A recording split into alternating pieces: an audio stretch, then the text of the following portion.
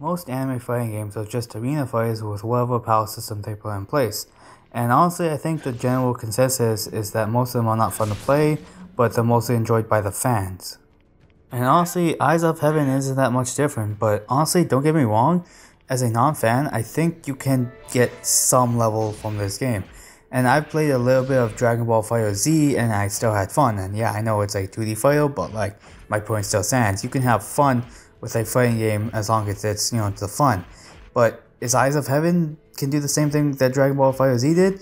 Let's get into that. And no, I might spoil some stuff for later parts, because, this game does have all the parts in it, so just keep that in mind. Let's start off with the plot, and it's a simple one, and it's just that Dio wants to take over the world again, and if you're wondering how he does this, he just takes over other characters, like either if they're dead or alive, and they make them collect the holy corpses so he can attain heaven.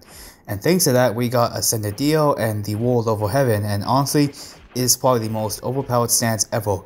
Thank God that this isn't canon, because we don't need another Golden Experience Requiem but on a villain, so that's good. But for me, I think it's pretty enjoyable so far, and it's really fun to see all the other characters interact from different parts and fight along beside each other. The attention to detail with some parts is really good. Like, for example, when you get to part 4, old Joseph freaks out because, he saw Mario again, and then he also saw part 4 Josuke, and, all that stuff related to him and how he cheated and shit like that. But I still really liked it. All the attention to detail in this game is really nice. Now getting into the gameplay, and honestly, it plays like most other arena fighters, but with stands and whatnot. And each character plays how you think they would. Characters like Kakyoin being long range attacks, and someone like Joseph using his Crackle Ball Volley, and whatever else used in the manga and anime. And I honestly think it does a good job of transferring the characters into the fighting game, and it's fully fleshed out, and it does a good job of bringing stuff from the source material.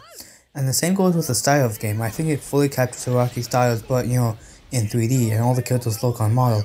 The voice actors are also on point, and I know that Phone 5 didn't have the anime voice actors, but I think the performances are still great. And yes, I know the Phone 5 did not get the animes before the release, but honestly it's still a point bringing up.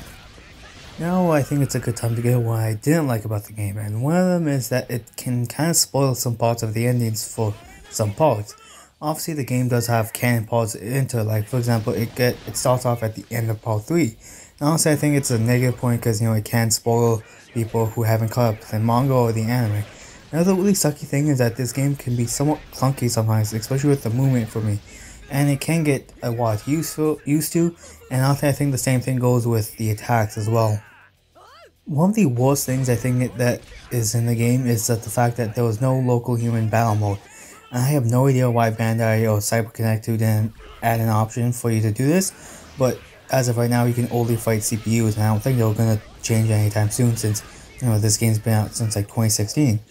But honestly, it made no sense to me because this is the same company that made the Naruto Stone games, and they play somewhat similar to each other, and the only way to face your friends is having 2 PS4s and 2 copies, so that really sucks. But other than those complaints, I really do think this game is actually kind of fun. The gameplay is, again, really fun when you can get used to it, and the story is neat. If you are a fan of JoJo, I really do think this game can entertain you for a good while. But don't buy it at full price, because it usually goes for about 60 to 50 Canadian dollars. It usually goes on sale for like about 15 Canadian dollars, so if you see it on sale, go ahead and get it. But now let's go recap the likes and dislikes. For the likes, good fan service, fun gameplay, the style of the game is really nice, the performances for the voice actors is good, and the story is actually kind of neat sometimes. Dislikes can be clunky at first, spoilers parts of the story, no good local play. And honestly, that's all I have to say about the game. Thank you guys for watching, and see you guys later.